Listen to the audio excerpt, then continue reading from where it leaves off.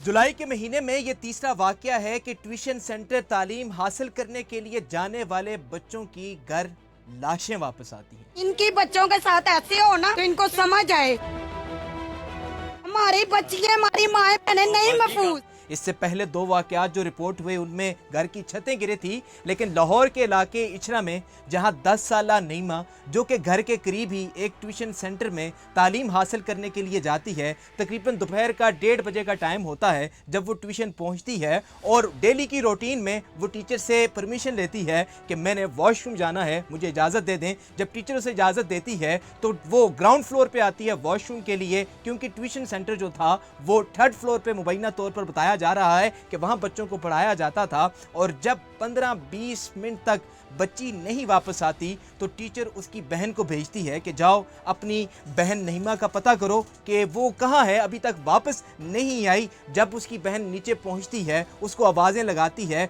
तो आगे से जब कोई आवाज़ जवाब नहीं आता तो वो दोबारा टीचर को जाके बताती है कि मैंने नीचे जाके आवाज़ें लगाई तो मैंने वॉशरूम का दरवाज़ा भी नॉक किया, मुझे वहाँ से नईमा की आवाज़ नहीं आई और वहाँ नईमा मौजूद नहीं है। फिर वो दूसरी बहन को भेजती है टीचर कि जाओ तुम देख के आओ कि वहाँ नईमा है या नहीं है। जब दूसरी बहन जाती है वो देखती है कि वॉशरूम जो है दरवाज़ा बंद है, दरवाज़ा नॉक करती है, नईमा को आवाज़ लगाती है। जब दरवाजे को वो धक्का मारती है तो वो देखती है कि उसकी बहन नईमा जो कि धक्का लगने की वजह से नीचे गिरती है और बताया ये जा रहा है कि उसके गले में कोई तावीज़ था। वहाँ मोहल्ले वाले ये बता रहे हैं कि उस वजह से उसको फांसी लगी होगी, जबकि उसका बाप जो है उसका आप इंटरव्यू मुलाहिजा फरमाएं कि उसका बाप क्या कह रहा है। बाइक में बिठाया, थोड़ी देर में इधर आ गए। इधर आए कहते कि एक्सपायर हो गई है।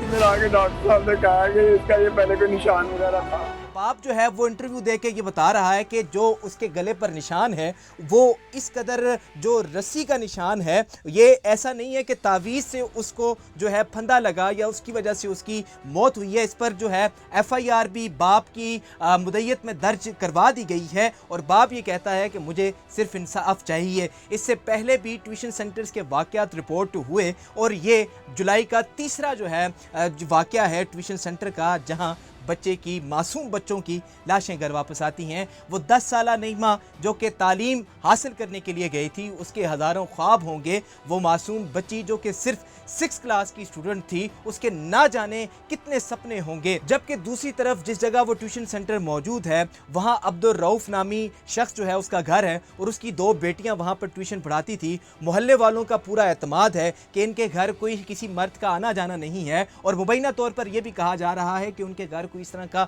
मर्द भी नहीं है, कोई भाई भी उनका मौजूद नहीं है। इस वजह से लोग अपनी बच्चियां वहां पर भेजते हैं। 15 से 20 बच्चियां जो कि उनके पास ट्यूशन पढ़ती थी और अभी मुबैना तौर पर उनको गिरफ्तार भी कर दिया गया है, वो अभी पुलिस के पास हैं। दूसरी तरफ पोस्टमार्टम रिपोर्ट भी मंजरे आम पर आ गई है जिसमें वाज़े तौर पर यह मेंशन किया गया है कि बच्ची पर कोई तशद्दुद नहीं किया गया, बच्ची के साथ कोई ज्यादती नहीं हुई, सिर्फ गले में फंदा लगने की वजह से इसकी मौत वाक़या हुई है। और यह भी बताया जा रहा है कि मुख्तलिफ वहां पर जो फिंगरप्रिंट्स हैं उनको भी फॉरेंसिक लैब में भेज दिया गया है और जो ही कुछ इसकी जो ताज़ा तरीन अपडेट्स आती हैं वो भी आपके साथ शेयर करेंगे। लेकिन यहाँ पर एक बहुत बड़ा सवालिया निशान है उन लोगों के लिए जो अपने बच्चों को ट्यूशन सेंटर्स पर एतमाद करके भेज देते हैं और वहाँ पर फिर उनकी ना जाने क्या वाक़यात पेश आते हैं और लाशें घर वापस आती हैं। वो 10 साला नईमा जो कि अब इस दुनिया में नहीं रही, लेकिन आपके बच्चे इस वक्त आपके पास मौजूद हैं,